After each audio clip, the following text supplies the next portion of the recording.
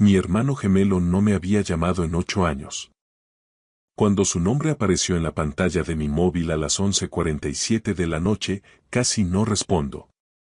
Pero algo en mi interior, un instinto que 40 años de oficio no habían logrado silenciar, me empujó a descolgar. Entonces lo oí llorar. Por favor, Javier, sálvame, suplicó con una voz que parecía venir del fondo de un pozo. Me rogó ayuda porque su propio hijo, mi sobrino Hugo, lo había encerrado en un cobertizo de mala muerte durante 4 años, tratándolo con la crueldad que se reserva a un animal rabioso.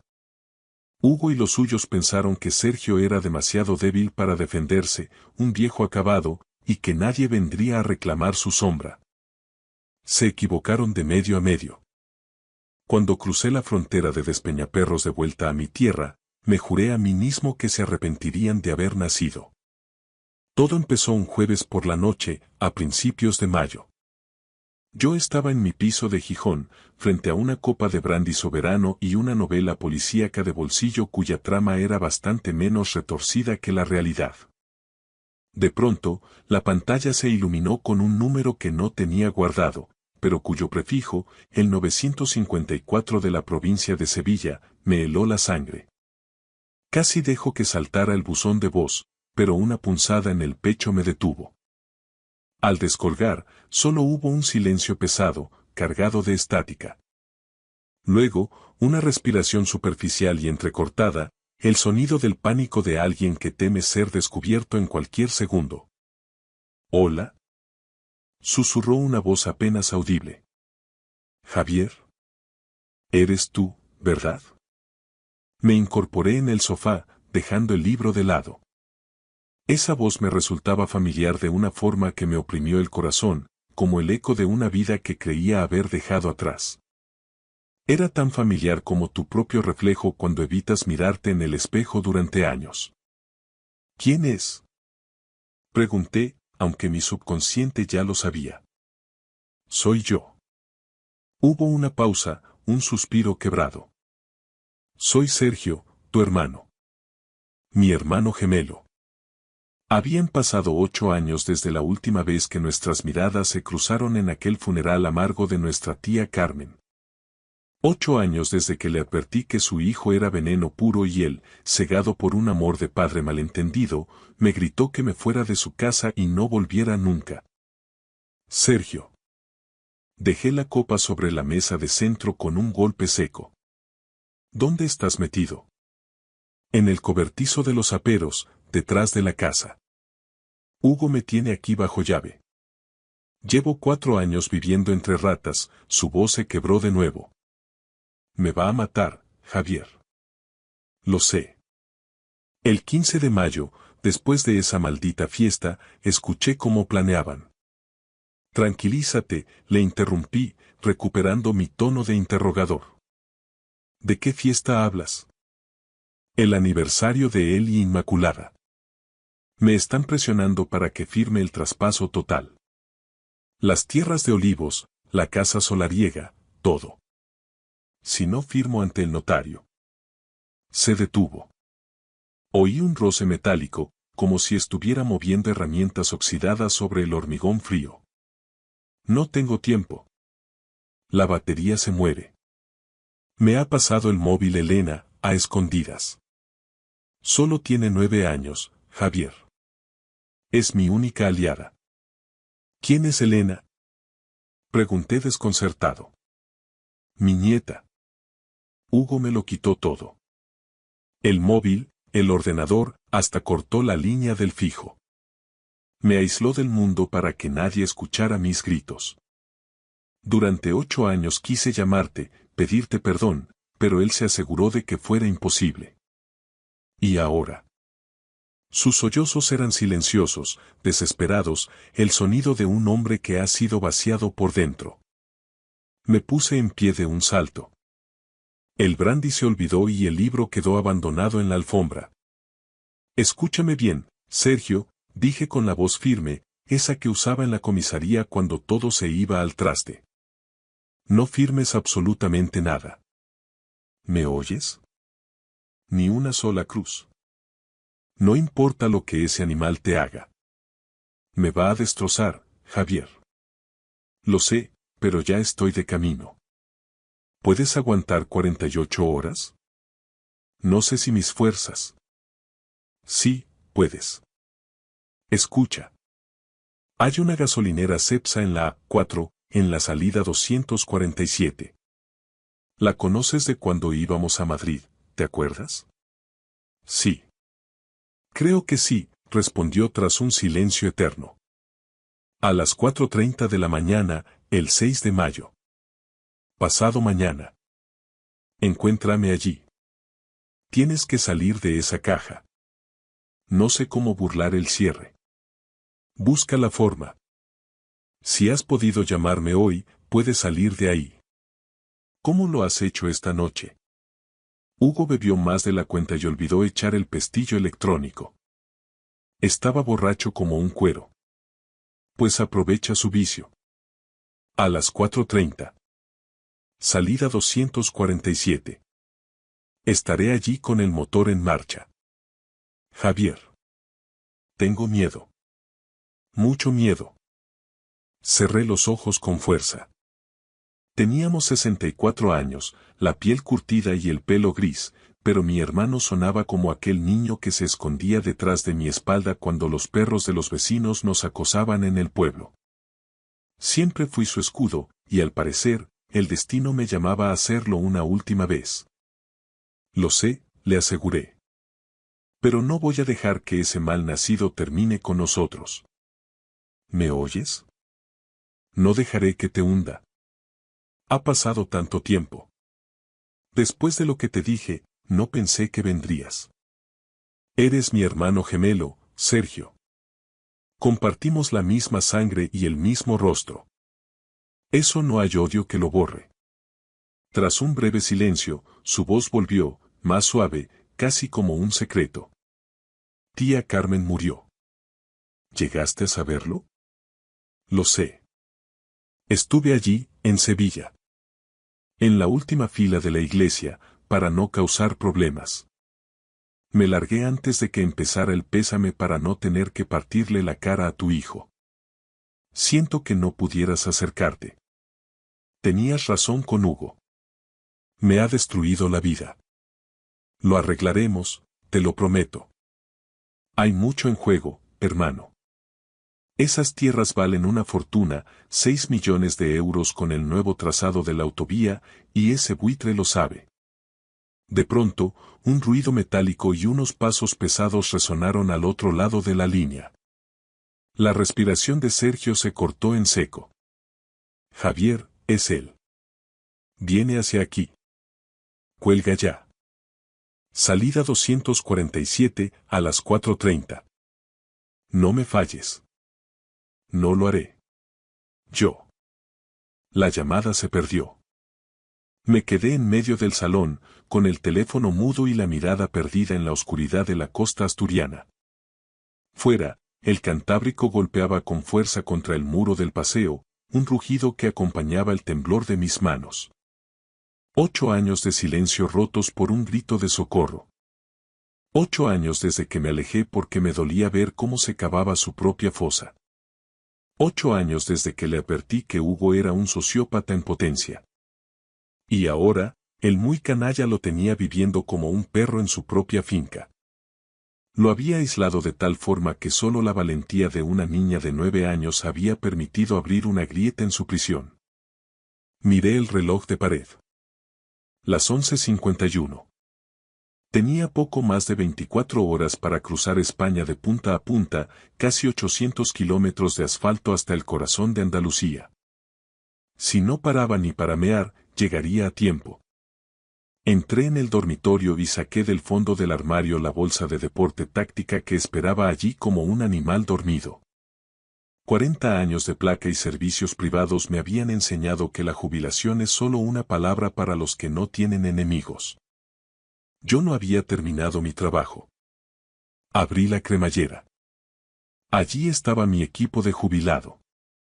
Una cámara de botón de alta resolución, una grabadora digital, un estuche de ganzúas que nunca me falló, varias memorias USB y mi vieja reglamentaria, aceitada y lista para el combate.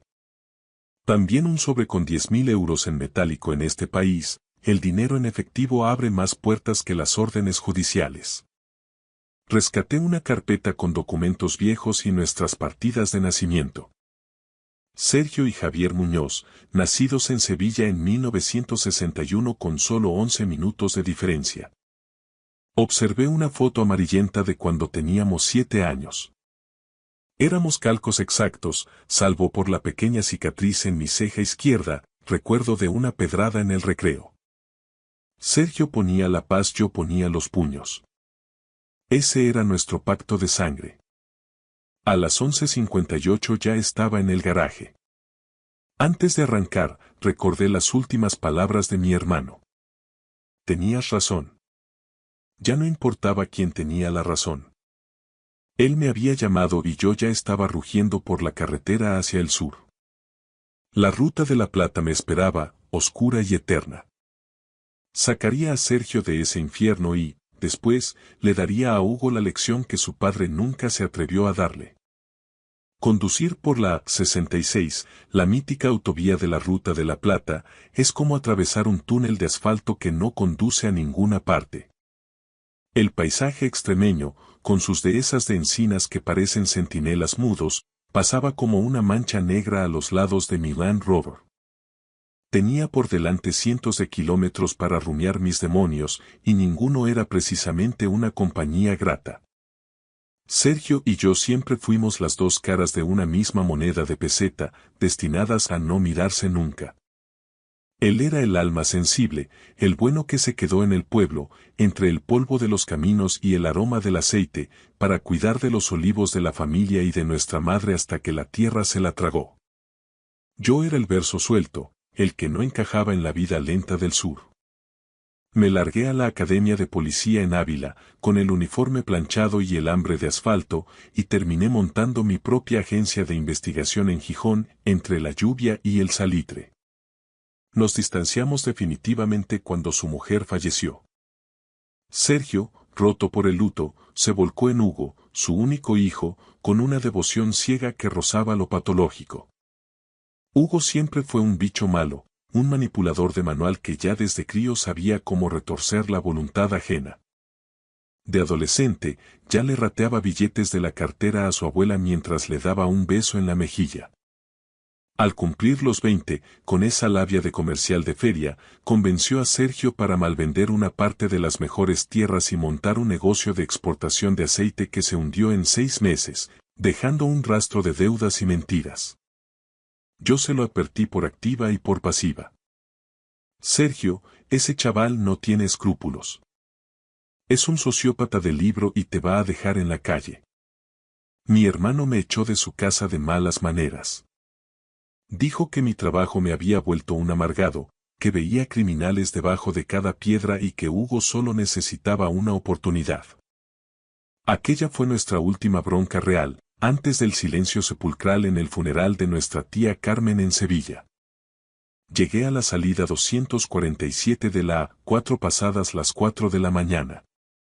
La gasolinera Cepsa, un oasis de cemento en mitad de la nada, estaba desierta, bañada por una luz fluorescente fría y parpadeante que confería a todo un aire de irrealidad cinematográfica. Estacioné en el rincón más oscuro del recinto, lejos del ángulo de las cámaras de vigilancia del surtidor, y esperé con el motor apagado. El silencio del campo era absoluto. A las 4:32 vi una sombra vacilante emerger de entre los arbustos al borde de la calzada. Caminaba encorvado, arrastrando los pies con un esfuerzo titánico, como si cada paso fuera el último. Llevaba una chaqueta vieja, una reliquia de pana sucia que le bailaba en el cuerpo. Me bajé del coche, sintiendo como el corazón me golpeaba las costillas con la fuerza de un mazo. ¿Sergio? Susurré, temiendo que el viento se llevara su nombre. La figura se detuvo en seco y levantó la cabeza. La luz cruda de una farola le dio de lleno en el rostro y sentí que se me cortaba la respiración. Me flaquearon las piernas. Mi hermano gemelo, El hombre que recordaba robusto, de manos fuertes y risa fácil, era un espectro. Un esqueleto forrado de piel cetrina. Tenía las mejillas hundidas, el pelo gris enmarañado como un nido de pájaros y una barba descuidada que le tapaba media cara. Sus ojos, antes claros, estaban hundidos en cuencas negras, habitados por un terror animal, una mirada de perro apaleado que nunca pensé ver en alguien de mi propia sangre. Javier. Su voz no fue más que un hilo quebrado. ¿Has venido de verdad? Lo sujeté justo antes de que se desplomara contra el asfalto. No pesaba nada, era poco más que un fajo de huesos y ropa vieja. Lo ayudé a subir al asiento del copiloto y puse la calefacción al máximo, a pesar de que la noche andaluza era suave. Temblaba como si estuviera en mitad de una ventisca en el Pajares. Tranquilo, Sergio. Ya se ha acabado. ¿Estás conmigo?, le dije, pasándole con cuidado una botella de agua y un bocadillo de jamón que había comprado por el camino. Bebió el agua con una avidez angustiante, como si el líquido fuera un milagro. Luego, entre bocado y bocado, empezó a soltar una historia que me revolvió las entrañas. Hugo y su mujer, Inmaculada, esa mosquita muerta que resultó ser un hacha, lo habían confinado en el antiguo almacén de herramientas, un cobertizo de chapa que era un horno en verano y una nevera en invierno. Lo alimentaban con sobras, una vez al día, como si fuera ganado. Lo obligaban a hacer sus necesidades en un cubo de plástico. Le repetían a diario que nadie lo buscaba, que yo lo despreciaba por nuestra última pelea y que en el pueblo todos creían que se había retirado a una residencia de lujo en la Costa del Sol. Querían las tierras, Javier, balbuceó Sergio, con los dientes castañando contra el cuello de la botella. El nuevo Plan General de Ordenación Urbana. Van a recalificar la zona por la autovía y eso vale millones de euros. Hugo falsificó un poder notarial, el muy imbécil, pero en la sucursal de la Caja de Ahorros empezaron a olerse la tostada. Ahora necesitan que el dueño legítimo, que soy yo, aparezca en persona el día 15 para estampar la firma definitiva. ¿Y Inmaculada?, pregunté, apretando el volante con una rabia que me hacía doler los nudillos. Ella es el cerebro, Javier. Es la que le susurra al oído. Dice que soy un estorbo, una boca innecesaria, que mi tiempo ya pasó. Miré a mi hermano de reojo. Éramos idénticos, o lo habíamos sido hasta que la crueldad de su hijo lo desfiguró. Pero bajo la mugre y el hambre, la estructura ósea era la misma. Con un buen corte de pelo, un afeitado a conciencia y algo de maquillaje profesional para disimular el rastro de la cautividad, nadie en el pueblo, y mucho menos un notario que apenas lo veía de Pascuas a Ramos, notaría el cambiazo. Especialmente si ese Sergio parecía haber recobrado de golpe la energía. Escúchame bien, hermano, le dije con un tono gélido. No vamos a ir a la Guardia Civil. Todavía no. Él me miró con un pánico renovado en las pupilas. ¿Por qué? Me van a matar si vuelvo, Javier. Me matarán. Si vamos ahora con esta facha, Hugo alegará que estás senil, que te desorientas y que te cuidan como pueden. Con los contactos que tiene en el ayuntamiento y en la hermandad, se irá de rositas o le caerá una pena de risa. No. Quiero que sientan el mismo miedo que tú has pasado. Quiero que lo pierdan todo, hasta la última peseta. ¿Qué tienes pensado hacer? Vamos a intercambiarnos los papeles. Tú vas a subirte a mi coche y te vas a mi piso de Gijón. Allí tienes comida, ropa limpia y el mar para limpiar los pulmones. Estarás seguro. Yo, mientras tanto, ocuparé tu lugar. Yo seré el hombre encerrado en el cobertizo. Y cuando llegue el día de la firma, les daré la sorpresa de su vida. Sergio me miró con la boca abierta, incapaz de procesar la locura que le proponía. Es un suicidio. Hugo se vuelve una bestia cuando se pilla una cogorza. Te pegará. Sonreí, y fue la misma sonrisa que hacía que los confidentes más duros cantaran en los bajos de la comisaría. Yo también sé ser una bestia, Sergio. La diferencia es que yo sé cómo serlo con método, sin dejar rastro y sabiendo exactamente dónde golpear para que duela de verdad. Esa misma mañana, en una habitación de un hostal de carretera de mala muerte cerca de Mérida, procedí a la transformación. Le corté el pelo a Sergio siguiendo mi estilo, le afeité la barba con cuidado de no cortarle su piel de papel y le entregué mi ropa, mi cartera y las llaves del Land Rover. Le dibujé un mapa mental de cómo llegar a mi casa en el norte. No salgas bajo ningún concepto. No cojas el teléfono. No existes hasta que yo te llame, le advertí con severidad. Volveré a por ti en 10 días. Prometido. Luego, me coloqué frente al espejo. Me puse sus harapos malolientes y raídos. Me despeiné el cabello, usé ceniza de un cenicero para simular las ojeras de meses de insomnio y ensayé esa postura claudicante, los hombros caídos de quien ha perdido la esperanza. Al otro lado del cristal ya no estaba Javier Muñoz, el detective retirado. Estaba Sergio, la víctima propiciatoria. Es hora de volver a casa y ajustar las cuentas, hermano, dije, mientras sentía el frío del acero de mi Glock contra la espalda, oculta bajo la camisa vieja. Regresar a la finca familiar, en el corazón de la comarca olivarera, fue como profanar un mausoleo que aún se negaba a morir. La fachada de la casa de la calle de los Olivos, que en tiempos de mi abuelo lucía un encalado impecable y flores frescas, era ahora el retrato de la decadencia. El jardín estaba invadido por la maleza, las persianas colgaban torcidas como párpados heridos y el porche, donde Sergio y yo jugábamos de niños, estaba sembrado de latas de cerveza vacías y colillas. Entré sin llamar, arrastrando los pies y hundiendo la cabeza entre los hombros. El aire en el interior era irrespirable, una mezcla de tabaco rancio, fritanga y el olor metálico de la desidia. En el salón, una televisión de plasma gigante, segaramente comprada con la pensión de mi hermano, escupía programas de cotilleo a un volumen ensordecedor. Vi las fotos de nuestra infancia en las paredes, pero ahora parecían trofeos de guerra en manos de una fuerza de ocupación. ¿Dónde diablos te habías metido, viejo? La voz de Hugo tronó desde la cocina, cargada de una agresividad gratuita.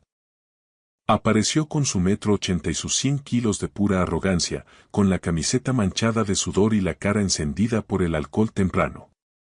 Hugo ya no era aquel sobrino difícil que recordaba, era un depredador doméstico, un matón de vía estrecha que se sentía rey en su pequeño reino de miseria.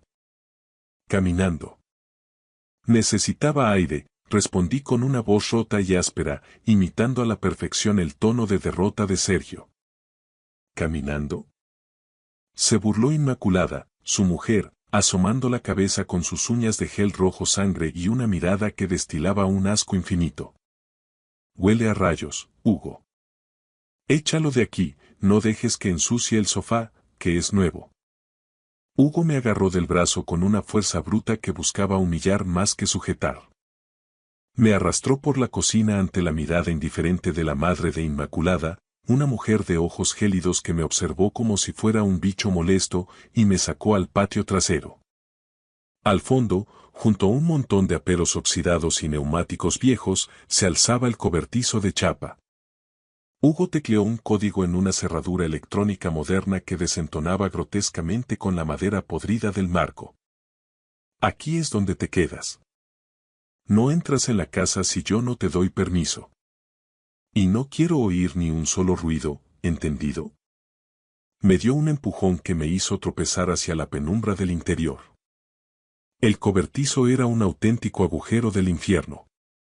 Un colchón mugriento tirado en el suelo de cemento y una bombilla desnuda que colgaba de un cable pelado. Pero lo peor fue el olfato. Un rastro químico dulzón, peligroso. Examiné el calentador de gas de la pared exterior. El tubo de escape estaba manipulado, flojo a propósito. Los gases de la combustión se filtraban hacia adentro de forma casi imperceptible. Esto no era solo aislamiento, era un plan de eliminación silenciosa. Querían que Sergio llegara al día 15, firmara, y luego se quedara dormido para siempre. Esperé a que los pasos de Hugo se alejaran. Entonces, saqué mi cámara de botón y empecé a documentar la escena del crimen. El escape de gas, la cerradura, el estado del colchón. Aguanta, Sergio, pensé mientras guardaba las pruebas, voy a quemar su mundo hasta los cimientos. Esa noche, una pequeña sombra se materializó en la rendija de la puerta. Era Elena, la nieta de 9 años, la luz en mitad de tanta podredumbre. «Abuelo, ¿estás bien?», susurró, deslizándome un bocadillo de jamón envuelto en servilletas por debajo de la puerta. «Estoy bien, pequeña». «No te preocupes», le dije, intentando suavizar mi voz. Se quedó en silencio, observándome a través de la rejilla. Los niños tienen un radar para la verdad que los adultos pierden con los años. «Tú no eres mi abuelo», soltó de repente, con una seguridad que me heló la sangre. Sus ojos siempre estaban nublados, como si estuviera pidiendo perdón por vivir. «Los tuyos no. Y no te encoges cuando mi papá grita desde la ventana». Me arrodillé frente a ella, pegando mi rostro a la puerta. Saqué la foto antigua que Sergio me había dado en el hostal. «Soy Javier, el hermano de tu abuelo. He venido desde muy lejos para sacarlo de esta caja, pero necesito que seas la niña más valiente del mundo y guardes el secreto unos días más. ¿Puedes hacerlo por él?». Ella asintió con una determinación impropia de su edad, una chispa de rebeldía heredada. «Sí. Porque lo vas a castigar, ¿verdad? A él y a mamá». «Con mi vida, Elena. Te lo juro por mi vida». Los días siguientes fueron una prueba de paciencia. Hugo venía a veces a desahogar su frustración, exigiendo que estuviera presentable para la firma del día 15. 6 millones de euros, viejo. Una fortuna. Firmas esa escritura y luego te mueres donde te dé la gana, pero me das lo que es mío, bramaba entre tragos de ginebra barata. Lo que él no sospechaba era que cada una de sus amenazas, cada detalle de cómo había falsificado los poderes y cómo planeaba repartirse el botín con Inmaculada, estaba siendo captado por mis micrófonos ocultos y enviado, vía satélite, a un antiguo contacto de confianza en la comandancia de la Guardia Civil. El lazo se estaba cerrando, y Hugo mismo estaba apretando el nudo. Llegó el fatídico 15 de mayo. El aire en la finca estaba cargado de una falsa alegría que resultaba nauseabunda.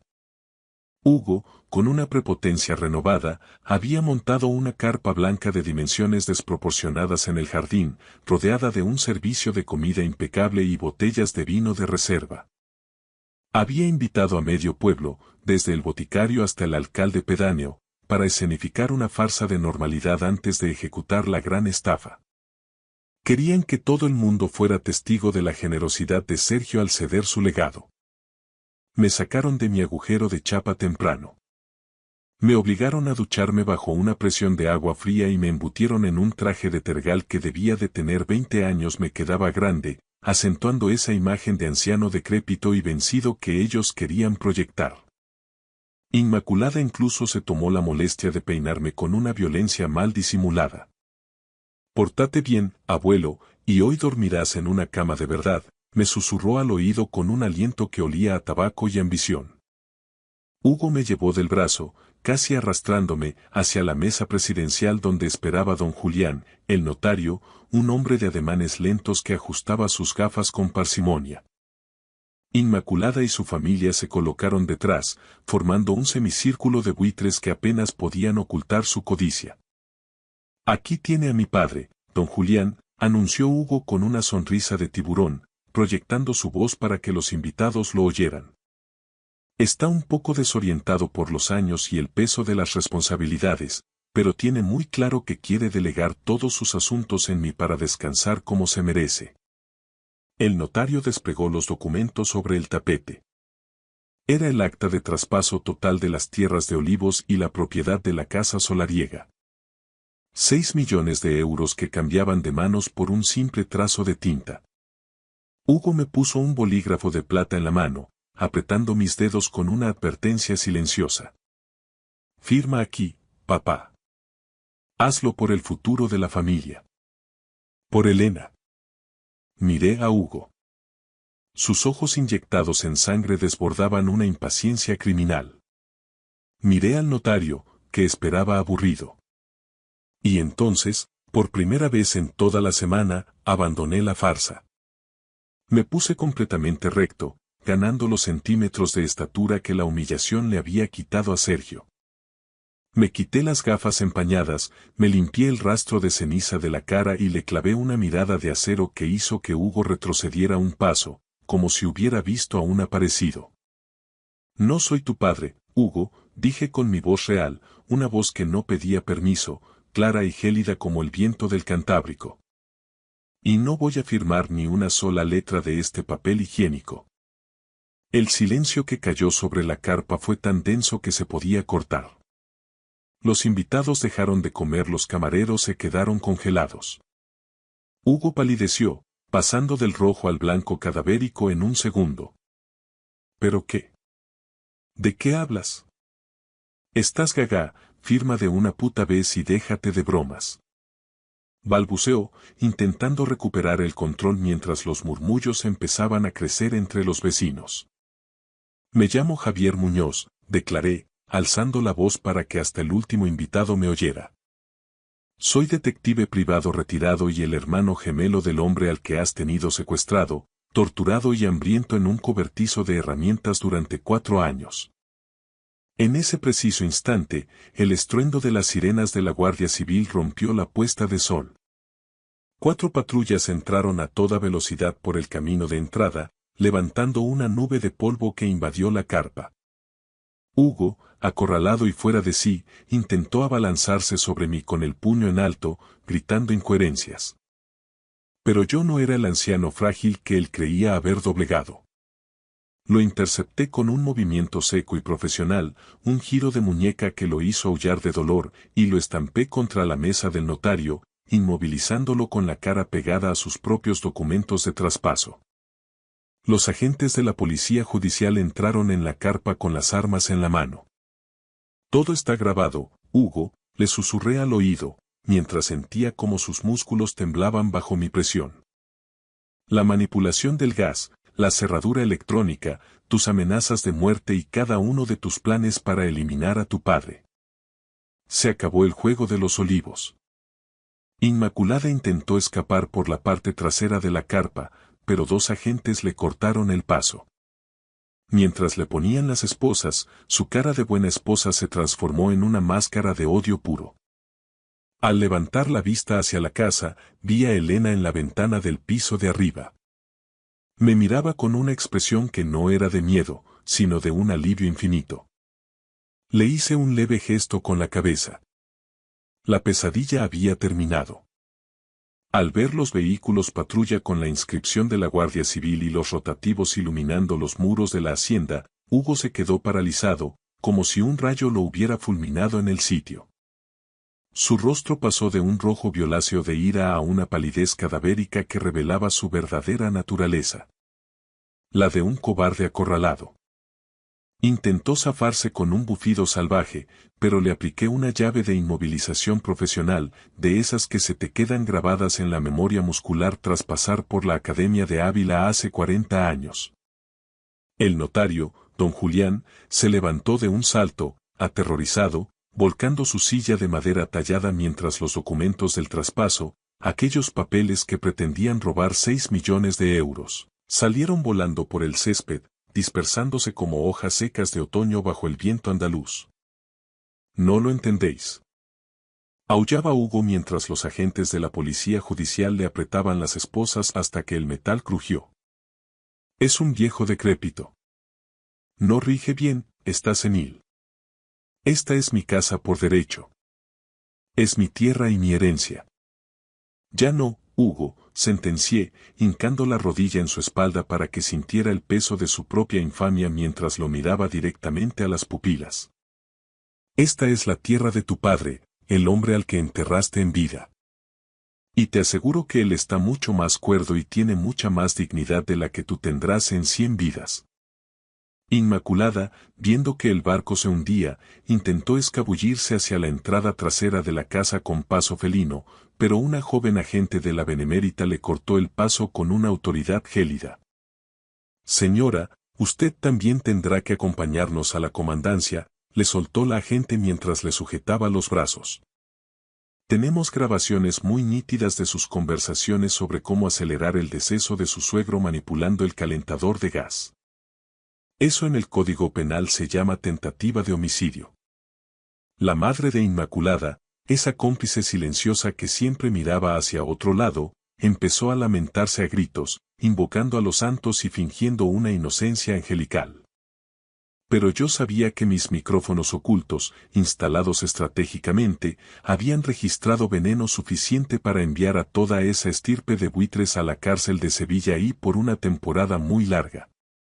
Maltrato a personas mayores, detención ilegal, fraude documental y tentativa de homicidio. En la España de hoy, la Guardia Civil no regala palmaditas en la espalda por semejantes atrocidades. Cuando el estrépito de las detenciones se alejó, me acerqué a Elena. La pequeña estaba de pie bajo la sombra de un olivo centenario, abrazando con fuerza a una muñeca vieja. En sus ojos, tan parecidos a los nuestros, no había rastro de lágrimas, solo se leía un alivio infinito, la paz de quien recupera el aire tras una asfixia prolongada. ¿Ahora volverá mi abuelo de verdad?, preguntó con un hilo de voz. Sí, pequeña. Muy pronto. Y esta vez, nadie volverá a ponerle un candado a su vida. 3 días después, cumplí mi promesa y traje a Sergio de vuelta a su hogar. En esos 10 días de exilio en el norte, la metamorfosis había sido casi milagrosa. La comida de verdad, el aire puro y salitroso de Cantabria, y sobre todo, la certeza de que las rejas de chapa habían desaparecido, obraron milagros en su espíritu. Entró en sus dominios caminando erguido, no como un prisionero que regresa al lugar de su suplicio, sino como el legítimo dueño de cada palmo de tierra. Aquel atardecer, nos sentamos juntos en el porche, contemplando los olivares que ahora le pertenecían solo a él y a su nieta. Sergio dio un sorbo a su café, el primero que disfrutaba con verdadera calma en 4 años. ¿Sabes, Javier?, dijo, mirando el horizonte donde el sol teñía de oro los olivos, llegué a pensar que mis huesos se pudrirían en esa caja de hierro. Pensé que nuestro apellido, Muñoz, se extinguiría cubierto de esa deshonra. El apellido no es solo una cuestión de sangre o de heredar una finca, Sergio. El apellido son los actos, la lealtad y el coraje para decir basta. Tú sobreviviste a un infierno. Yo solo vine a recordarle al mundo quiénes somos los Muñoz. Sergio tomó la decisión inteligente de vender la mayor parte de las tierras para el proyecto de la autovía, asegurando su futuro y el de Elena para 3 generaciones. Se quedó con la casa familiar y un pequeño olivar de producción artesanal, lo justo para mantenerse activo y en paz. En cuanto a Hugo y Inmaculada, les espera un calvario legal en los juzgados de Sevilla. Me encargué personalmente de aportar pruebas tan sólidas que ni el abogado más caro de Andalucía podrá sacarlos bajo fianza. Me despedí de mi hermano para regresar a mi retiro en Gijón, con el rugido del Cantábrico esperándome. Me fui con la mochila ligera y la conciencia tranquila. La deuda de 8 años de silencio estaba saldada con creces. Aquella llamada a las 11:47 de la noche no solo salvó la vida de Sergio, también salvó la mía, arrancándome del letargo de una jubilación sin propósito.